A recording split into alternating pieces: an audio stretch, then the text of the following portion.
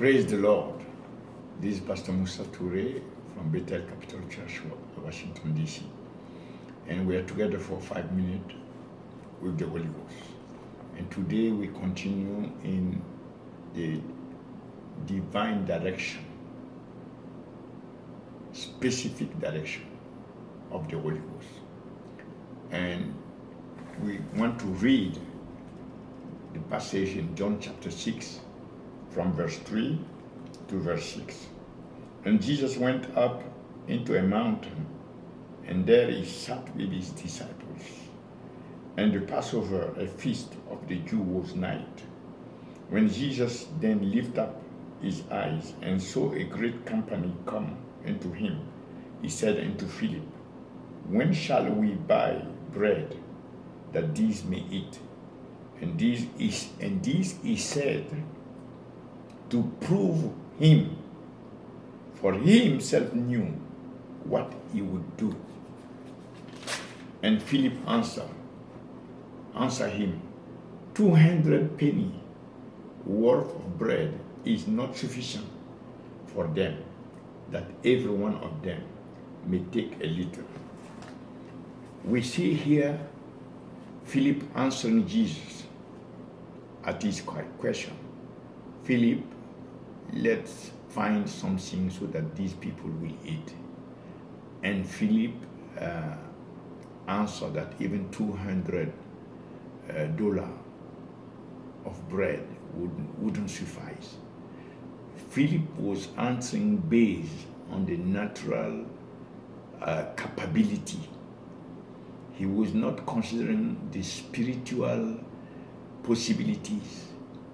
He was not seeing that the presence of Jesus means that no natural limitation could stop whatsoever problem from being solved. Here the problem that the solution to the problem was to consider that since Jesus is here, present, there is no problem that cannot be solved.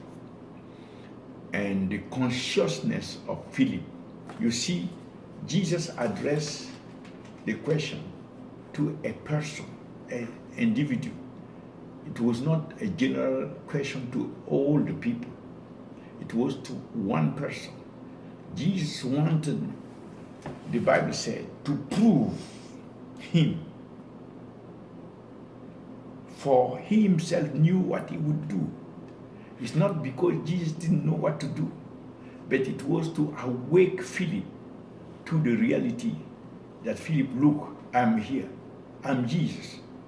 I want you to know that when I'm here, no problem cannot be solved, cannot remain unsolved. Jesus wanted to prove him to awaken his consciousness about him, who he is. I'm the Son of God. I'm the Lord. I'm the solution to any situation. I can feed any number of people with nothing. He wanted to increase the consciousness of Philip. He was addressing one person because he was after touching the consciousness of a man. So, in order to be led specifically by the Spirit of God, our consciousness of the Spirit of God himself, of his presence in us, our consciousness must increase. If we have to be led by the Spirit of God that dwells in us, our consciousness of his presence in us must increase. That's the point here.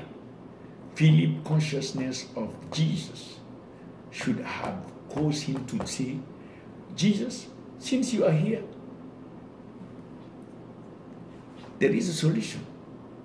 And I thank you. If you want to use me, I am available.